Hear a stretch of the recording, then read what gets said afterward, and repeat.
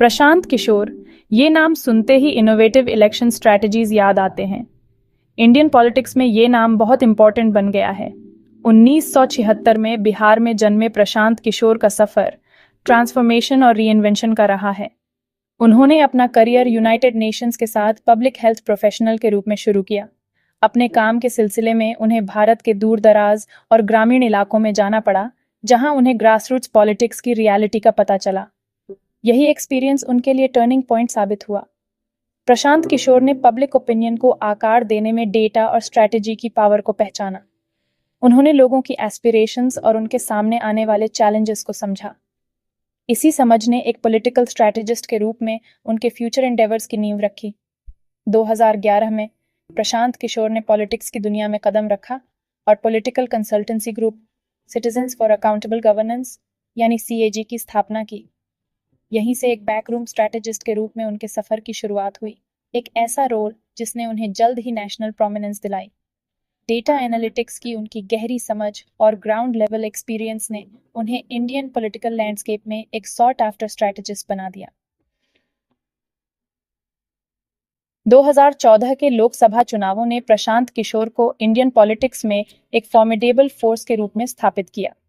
उन्होंने नरेंद्र मोदी के साथ हाथ मिलाया, जो उस समय गुजरात के मुख्यमंत्री और भारतीय जनता पार्टी के प्रधानमंत्री पद के उम्मीदवार थे। प्रशांत किशोर की टीम CAG, जिसे बाद में इंडियन पॉलिटिकल एक्शन कमेटी यानी IPAC के रूप में रिब्रांड किया गया, ने मोदी की कैंपेन स्ट्रैटेजी को तैयार करने में महत्वपूर्ण भूमिका निभाई। इस कैंपेन के सबसे सक्सेसफुल एलिमेंट्स में से एक था चाय पे चर्चा इनिशिएटिव। इस कैंपेन ने पारंपरिक आउटरीच प्रोग्राम्स को मॉडर्न टेक्नोलॉजी के साथ बड़ी ही चतुराई से जोड़ दिया। इसने मोदी को लाइव वीडियो कॉन्फ्रेंसेस के जरिए देश भर के मतदाताओं से कनेक्ट होने का मौका दिया। ये डिस्कशंस रोजमर्रा के मुद्दों पर केंद्रित थे और आबादी के एक बड़े हिस्से से जुड़े हुए थे। भाजपा के कैंपेन में प्रशांत किशोर का डेटा ड्रिवन अप्रोच साफ दिखाई दे रहा था। उन्हें वोटर डेटा का विश्लेषण करने, की कंस्टिट्यूएंसीज की पहचान करने और उसके हिसाब से अपने मैसेजिंग को तैयार करने के लिए टेक्नोलॉजी का जमकर इस्तेमाल किया। इस सोफिस्टिकेटेड स्ट्रेटजी ने रंग लाया और 2014 के चुनावों में भाजपा की लैंडस्लाइड विक्ट्री में महत्वपूर्ण योगदान दिया। 2014 के लोकसभा चुनावों में मिली सफलता के बाद प्रशांत किशोर ने एक और चुनौती स्वीकार की, 2015 के बिहार विधानसभा चुनाव।